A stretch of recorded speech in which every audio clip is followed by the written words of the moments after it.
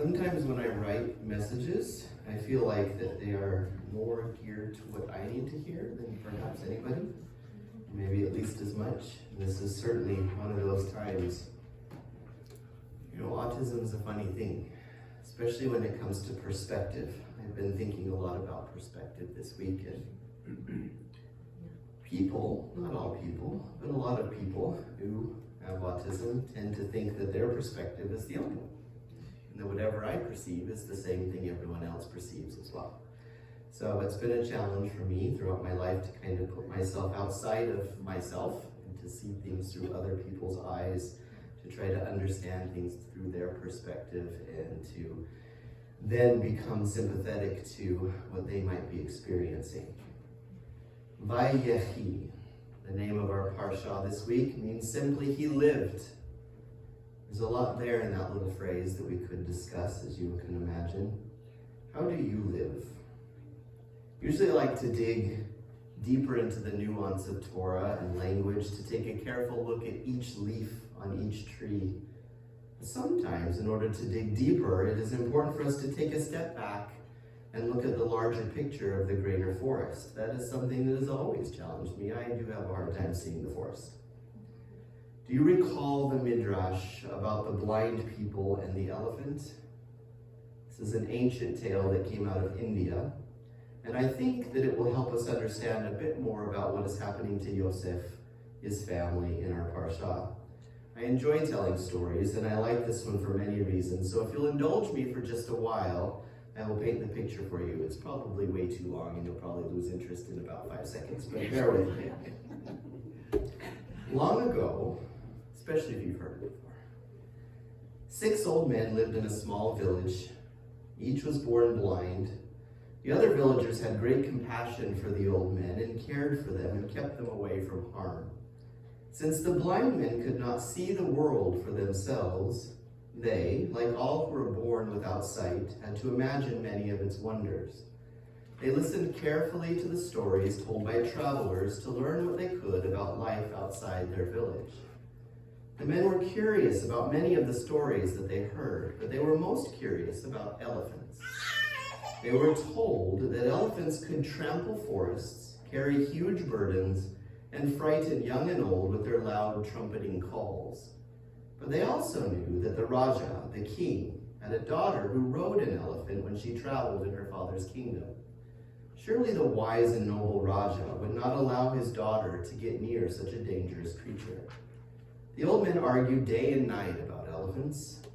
An elephant must be a powerful giant, claimed the first blind man. He had heard stories about elephants being used to clear forests and to build roads. No, you must be wrong, argued the second blind man. An elephant must be graceful and gentle if a princess is allowed to ride on its back. You are wrong. I have heard that an elephant can pierce a man's heart with its terrible horns, said the third blind man. Please, said the fourth blind man, you are all mistaken. An elephant is nothing more than a large sort of cow. You know how people exaggerate. I am sure that an elephant is something magical, said the fifth blind man. That would explain why the Raja's daughter could travel safely throughout the kingdom. I do not believe in elephants at all. I don't think they exist, declared the sixth blind man. I think we are all victims of a cruel joke. Finally, the villagers grew so tired of all the endless arguments that they arranged for the curious men to visit the palace of the Raja to learn the truth about elephants. A young boy from their village was selected to guide the blind men on their journey. The smallest man put his hand on the boy's shoulder. The second blind man put his hand on his friend's shoulder, and so on until all 6 men were ready to walk safely behind the boy who would lead them to the Raja's magnificent palace. When the blind men reached the palace, they were greeted by an old friend from their village who worked as a gardener on the palace grounds. Their friend led them to the courtyard. There stood an elephant. The blind men stepped forward eagerly to touch this creature that was the subject of so much discussion and divisiveness. The first blind man stretched forth his hand and touched the side of the huge animal. With wonder, he declared, "An elephant is smooth and solid like a wall. It must be very powerful." The second blind man put his hand on the elephant's limber trunk. An elephant is like a giant snake, he announced. How curious. The third blind man felt the elephant's pointed tusk. I was right, he smiled a little nervously. This creature is as sharp and deadly as a spear. The fourth blind man touched one of the elephant's 4 legs. What we have here, he said, is an extremely large cow, nothing more. The fifth blind man felt the elephant's giant ear. I believe an elephant is like a huge fan, or perhaps a magical carpet that can fly over mountains and treetops, he said. The sixth blind man gave a tug on the elephant's coarse tail. Why, this is nothing more than a piece of old rope. Dangerous indeed, he scoffed. The gardener led his friends to the shade of a tree. Sit here and rest for the long journey home, he said. I will bring you some water to drink. While they waited, the 6 blind men naturally started talking with one another about their experience with the elephant. And most importantly, each discussed his own perspective. An elephant is like a wall, said the first blind man. Surely we can finally agree on that. A wall? An elephant is a giant snake, answered the second blind man. It is a spear, I tell you, insisted the third. I am certain it is a giant cow, said the fourth. Magic carpet, there is no doubt, said the fifth blind man. Can you not tell, pleaded the sixth blind man. Someone used a rope to trick us. Their argument continued, and their shouts grew louder and louder. Stop shouting, called a very angry voice. It was the Raja, awakened from his nap by the noisy argument. How can each of you be so certain you are right? Asked the ruler. The 6 blind men considered that question, and then knowing that the Raja to be a very wise man, they decided to say nothing at all. The elephant is a very large animal indeed, said the Raja. Each man touched only a part. Perhaps if you put the parts together, you will see the truth. Now let me finish my nap in peace. When their friend returned to the garden with the cool water, the 6 men rested quietly in the shade, thinking about the Raja's advice. He is right, said the first blind man. To learn the truth, we must put all the parts together. Let us discuss this on our journey home. That story, as I said, is a bit long, I know. But I believe that it illustrates an important point and insight into Yosef's story. The same discrepancy that we see in the story of the elephant and the blind men we see between individuals' perception and objective reality every day. We each view the world through our own eyes, listen to its sounds through our own ears, and analyze what we see and hear through our own blend of personality, culture, upbringing, and education. The world in which we live, a filtering of external fact through subjective perception and collective history, is literally one of our own making. We often do not recognize the larger import of events as they occur because we are chained to our own particularity. We plan our behavior from our own perspectives, and we analyze its consequences from our own viewpoints. The result is that we often fail to perceive the harmony and unity that link everything that exists to everything else, and provide coherence by pointing to the source, the Holy One of all existence. Okay, so let's bring all this back to Yaakov, Yosef, and the others. The same inability to see the larger picture is exemplified by the fears of Yosef's brothers. Recall that the entire family, the patriarch, Yaakov, and the 11 remaining sons, moved to Egypt on Yosef's recommendation. They settled in Goshen and busied themselves with herding sheep. Do you like the sheep, by the way? When I came in, someone had forgotten to put him away with the rest of the nativity, and he looked so lonely, I brought him up here. Then I realized he's awfully brave to come up to the altar as a little lamb. He looks happy enough. Anyway, they started herding sheep. Throughout this time, Yosef treated his family with great honor and love. But with the death of Yaakov, Yosef's brothers became terrified that there are no longer any restraints on their powerful sibling. Perhaps, they reasoned, Yosef was kind to us and protected us for our father's sake, out of respect for his feelings. Now that our father no longer lives, our brother will seek revenge on us for the evil that we did to him. From the perspective of the brothers, what they did to Yosef was unforgivable. After all, they had discussed killing him and only later decided to sell him into slavery. All of Yosef's suffering as a slave in Potiphar's house and in the Egyptian prison was the fault of his brothers in Canaan. From their perspective, and from his, Joseph had every right to be furious with them. Yet Joseph's position as a spiritual role model emerges from his response to their fear.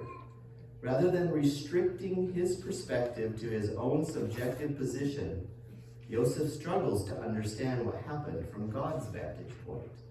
And so he says, Vayomer lechem Yosef al tiru ki hatachat Elohim ani. Have no fear.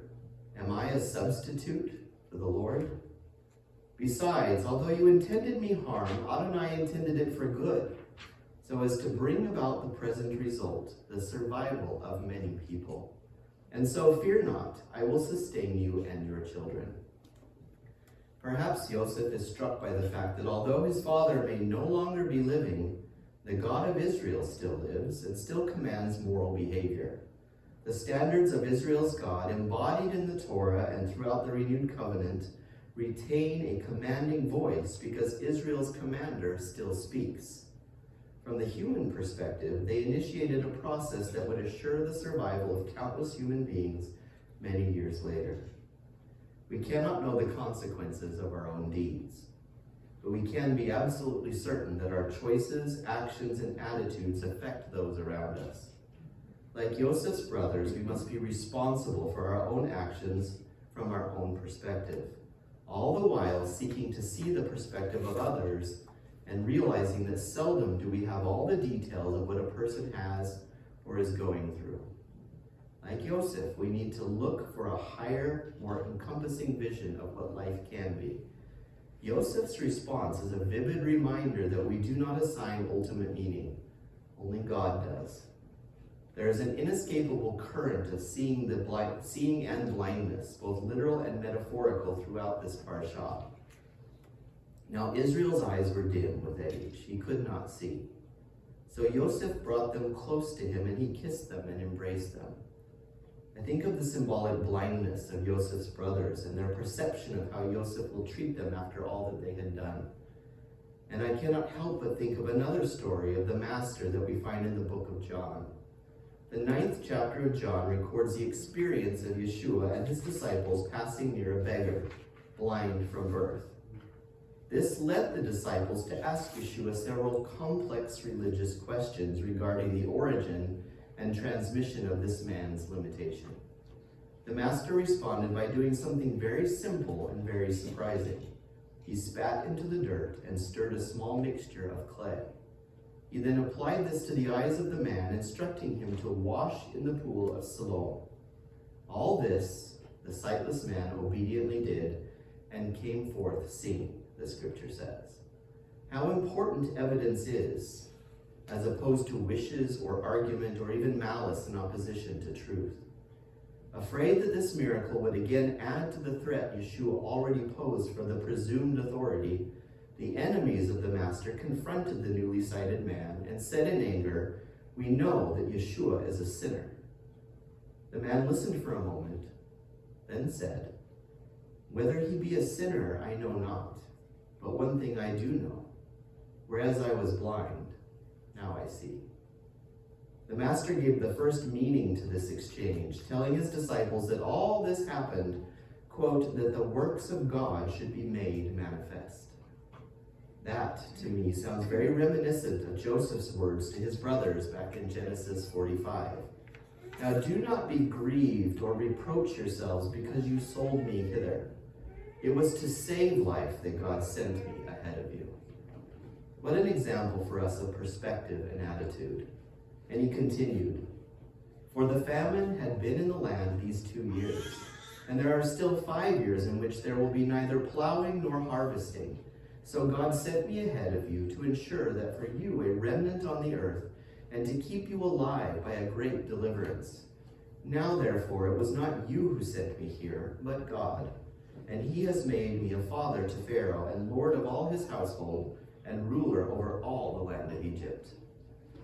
Another truth that is evident here are the methods that the creator of heaven and earth and all that are in them are used to provide this miracle: slavery, imprisonment, even spit and a handful of dirt. These very unlikely circumstances and ingredients declare that the Holy One can bless us by whatever method he chooses. Like Naaman restoring the river Jordan, or the children of Israel refusing to look at the serpent on the staff, how easy it is for us to dismiss the source of our salvation because the ingredients and the methodology seem embarrassingly plain. Are we willing to take a step back when things become seemingly impossible for us to look at the bigger picture? What if the answers to our prayers come in plain or convoluted ways? Are we willing to persevere, to keep trying to live the Master's teachings, no matter how much spit or clay it takes? It may not always be clear to us what is being done or why, and from time to time we will all feel at our wits' end with all that we have to endure, often with the end not in sight. Sometimes we long to cry out to him in prayer, "How about a blessing, Lord, that is not in disguise?" Let the word of God be your guide. Let the beautiful, tragic, eye-opening, jaw-dropping, gut-wrenching, tear-jerking, awe-inspiring stories be your anchor. They have been for me a foundation of safety for my soul, a transcendent and penetrating light of the truth of God's character, and an illumination of the path that I must walk when mists of darkness come. And surely they will come. That's all. Thoughts?